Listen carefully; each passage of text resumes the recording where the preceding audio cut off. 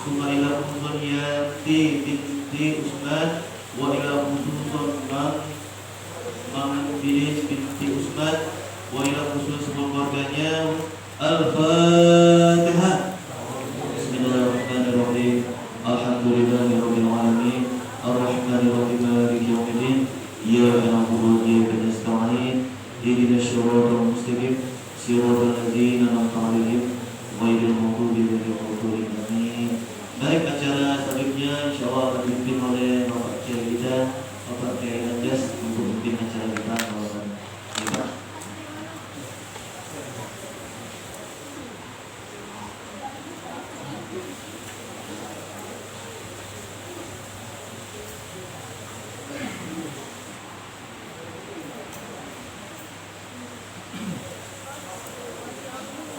Bismillahirrahmanirrahim. Assalamualaikum warahmatullahi wabarakatuh. Alhamdulillah rabbil alamin. Nahmaduhu wa nasta'inuhu wa nastaghfiruh wa na'udzu billahi min shururi anfusina wa min sayyiati a'malina. من يهد الله فلا مضل له ومن يضلله فلن تجد له وليا مرشدا. أشهد أن لا إله إلا الله وأشهد أن محمدا عبده ورسوله لا نبي ولا رسول بعده. اللهم صل وسلم على سيدنا وحبيبنا وشفيعنا ومولانا محمد وعلى آله وصحبه ومن تبعه الهدى إلى يوم القيامة. وبعد إلهي أنت مقصودي ورضاك مطلوبي أعطني محبتك ومعرفتك. Ustaz Bastiar dan seluruh jamaah, wabil khusus pengurus mushola Sa'adah yang mudah-mudahan sesuai dengan namanya kita semua akan mencapai sa'adatul fid dunya wa sa'adatul fil akhirah, bahagia dunia, bahagia akhirat. Ini sebenarnya sebelumnya mohon maaf Ustaz, saya akan bahasanya kata pengantar lebih dahulu. Ini bahasa saya ini sekarang ini bagaikan ditodong di pucuk-pucuk. Sebenarnya saya memberikan kabar tujuan kita mau ke sini hanya untuk silaturahim. Tetapi sekali tiga uang bahasanya sambil silaturahmi, kalau bisa kita bisa untuk mengenalkan manaqib. Tetapi ada bahasa apa itu manaqib, Pak? Mungkin di sini juga sudah sering manaqib. Kalau manaqib, kalau di dalam Al-Quran ada bahasa Qasasul Anbiya, kisah yang diceritakan oleh Al-Quran tentang kisahnya para nabi, kisah Nabi Ibrahim, kisahnya Nabi Ismail dan lain sebagainya. Allah kisahkan di dalam Al-Quran. 25 nabi semuanya itu Allah kisahkan di dalam Al-Quran. Sebagaimana baginda Rasulullah SAW bersabda, "Dzikrun Nabi minal ibadah wa dzikrus salih ibadatul dzunub."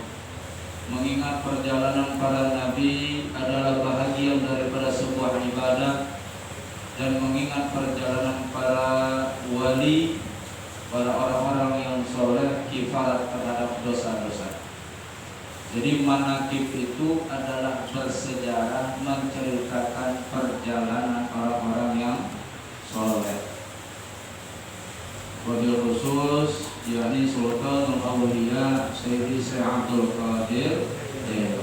Jadi yang diceritakan adalah tentang perjalanan Tuan Syekh Abdul Qadir. Seluruh thariqah ada manaqib. Ada manaqibnya kayak thariqah Samaniyah, ada manaqib Syekh Ahmad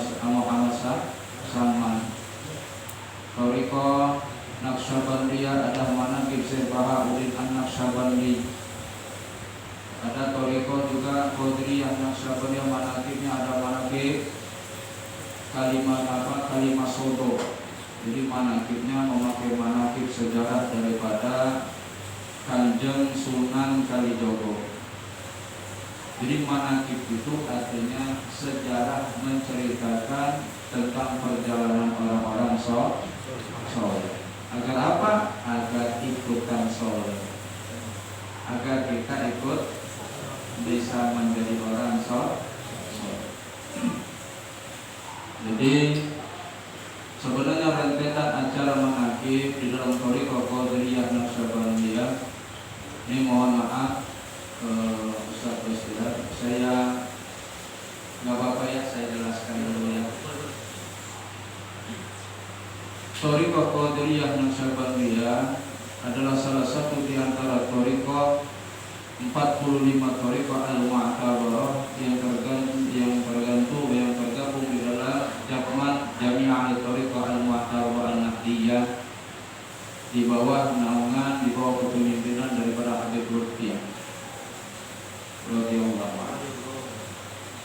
Jadi ada 45 thariqah mu'tabarah, duanya termasuk thariqah tetapi dia hanya tidak, sanadnya tidak ada, hanya pengamal salawat saja.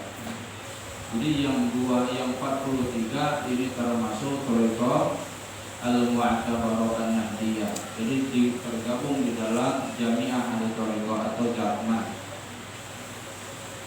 Dan di sini maka thariqah itu sekarang berpayung hukum. Jadi tidak lagi dikatakan ilegal. Thariqah yang tergabung di dalam Jami'ah itu jumlahnya 43. Salah satunya adalah thariqah Qadiriyah An-Naksabandiyah. Apa itu Thariqah Qadiriyah Naksabandiyah? Thariqah Qadiriyah An-Naksabandiyah adalah dua thariqah besar yang digabungkan oleh Syekh Ahmad Khatib bin Abdul Ghaffar Sambas. Beliau adalah orang Kalimantan Barat yang menjadi imam besar Masjidil Haram. Jadi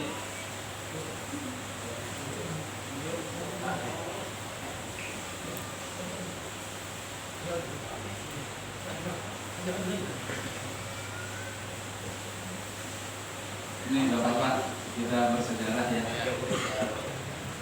berbagi tentang sejarah. Jadi dua thariqah besar dibawa oleh Syekh Imam Khatib bin Abdul Ghaffar Sambas, ini dari Sambas yang di Kalimantan Barat. Beliau salah satu imam besar Masjidil Haram.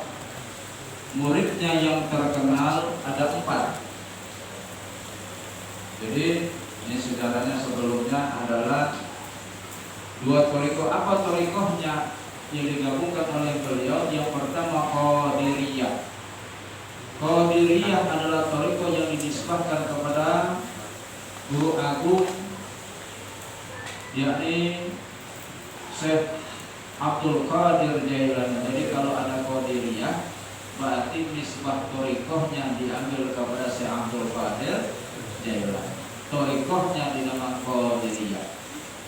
Kemudian Naksabandiyah itu diambil dari yang mengajarkannya, yaitu Syekh Bahauddin An-Naksabandi. Maka thariqahnya dinamakan thariqah Naksabandiyah. Jadi dua thariqah ini dari Syekh Abdul Qadir Jailani dan Syekh Bahauddin An-Naksabandi digabungkan oleh Syekh Khatib bin Abdul Ghaffar Sambas. Kemudian di antara murid daripada Syekh Khatib bin Abdul Ghaffar Sambas ada 4 yang tersohor. Yang pertama itu Syekh Tolha Kalisapu Cirebon. Ini kalau mohon maaf, kalau orang-orang yang belajar ilmu kebatinan biasanya tahu tentang Syekh Tolha Kalisapu Cirebon, karena biasa dipanggil Mbah Sapu Jagat. ilmu kanuraganya yang dipakai, ilmu batinnya tidak. Jadi kalau guru kebatinan di Cirebon pasti kenal dengan Mbah Sabu Jagat. Kenapa dikatakan Mbah Sabu Jagat? Karena pada saat beliau Setul Hakali Sabu Cirebon akan berangkat menunaikan ibadah haji ke kota Mekah, menumpangi perahu. Dulu tidak ada, adik-adik pakai pesawat, semuanya pakai perahu besar. Di tengah perjalanan terjadilah ombak besar dan pecahlah perahu yang ditumpangi Setul Hakali Sabu Cirebon. Terombang-ambing beliau dengan sekeping papan. Entah kapan waktunya, berapa lama di tengah samudra. Pokoknya setelah ketemu pantai Jeddah, Laut Merah di Jeddah, itu rambutnya sudah menyapu jalan. Bayangin dari rambut pendek ke rambut panjang itu butuh waktu berapa lama? Tanya saya segitu berapa lama panjangnya? Anggur tahu baru segitu. Sementara Setul Hakali Sabu Cirebon itu maka dinamakan Sabu Jagat karena rambutnya menyapu bumi. Tuh bayangin. Dan tidak ada satupun orang yang bisa gunting rambutnya. Bukan karena bergunting, saking panjangnya rambutnya, begitu tukang cukur kewalahan, tidak kasih baca pun gunting rambut. Akhirnya beliau mengatakan, siapapun yang bisa menggunting rambutku, aku akan mengabdikan hidupku kepadanya. Maka bertemulah dengan Syekh Khatib Sambas di Mekah. Dipotong oleh Syekh Khatib Sambas Abdul Ghaffar dengan tangannya, putus pakai tangan. Setelah itu maka belajarlah Setul Hak kepada Syekh Khatib Abdul Ghaffar Sambas. Itu yang pertama. Yang kedua ada Syekhuna Khalil Bangkalan Madura. Pernah dengar Syekh Khalil Bangkalan Madura? Itu salah satu murid dari antara murid Syekh Khatib Abdul Ghaffar Sambas. Yang ketiga Syekh Abdul Karim Banten. Dan yang keempat Syekh Abdullah, yang ini konon kabarnya berdiam diri di kota Palembang. Tapi ini sampai sekarang Syekh Abdullah ini kita tidak tahu di mana makamnya, sejarahnya macam mana. Jadi thariqah ini melalui nisbah 4 mursyidin ini, kalau dari jalur kita, dari jalur kami itu mengambil dari Setul Hakali Sabu Cirebon. Jadi dari Setul Hakali Sabu Cirebon kepada gurunya Syekh Ahmad Khatib bin Abdul Ghaffar Sambas. Dari Setul Hak yang sekarang ke Syekh Abdullah Mubarak bin Nur Muhammad Abah Sepuh. Kemudian turun kepada putranya Syekh Ahmad Swahibul Wabadadul Arifin, lebih dikenal dengan Pengusaha Abah Anom. Dan turun kepada muridnya sekarang ini Syekh Abdul Ghaus Syekul Al-Maslul, lebih dikenal dengan Abah Kaus. Jadi maka di dalam thariqah ada amaliyah, diajarkan ada 2 zikir. Ini mohon maaf sekali lagi, ini biar kita memperkenalkan diri agar saling sayang. Tak kenal maka tak sayang, tak sayang maka tak cinta. Jadi perjalanan thariqah itu adalah jalan sebagaimana Allah berfirman dalam Al-Qur'an, "Lau istaqamu 'ala thariqati la asqainahum ma'an ghalaqa." Seandainya kalian berpegang teguh kepada thariqah, kata Allah, kepada jalan menuju thariqah itu bahasa Arab. bahasa Inggrisnya dinamakan method atau cara atau metode. Bahasa Indonesianya lebih dikenal dengan jalan menuju Allah, cara atau jalan menuju Allah. Maka dinamakan thariqah. Kalau jalan ini, jalan yang tadi yang kita dari Siliwangi sampai ke sini dinamakan thariq. Thariq artinya jalan. Thariqah jalan untuk menuju Allah. Maka di dalam Al-Quran surah Al-Jin Allah berfirman lau awistaqamu ala thariqati la asqainahum ma'an ghadaqa. Seandainya kalian istiqomah di dalam menjalankan jalan menujuku kata Allah, maka akan aku berikan kepada kalian air yang sejuk. Ulama berpendapat yang dimaksud air yang sejuk ini adalah ketenangan hati, ketenangan batin, rezeki yang luas, rezeki yang baik. Karena orang thariqah, dimohon maaf, adalah orang yang mengejar sumber cahaya. Kalau orang yang mengejar dunianya, bagaikan orang yang mengejar bayangnya. Selangkah kita mengejar bayang, maka selangkah bayang akan meninggalkan kita. Tiga langkah kita mengejar bayang, maka 3 langkah pun bayang akan meninggalkan kita.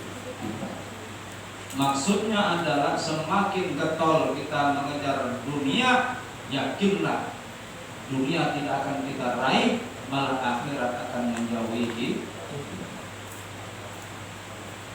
Tidak begitu dengan orang-orang yang mengejar Allah. Dalam pandangannya adalah mengejar sumber penyebab daripada cahaya bayang.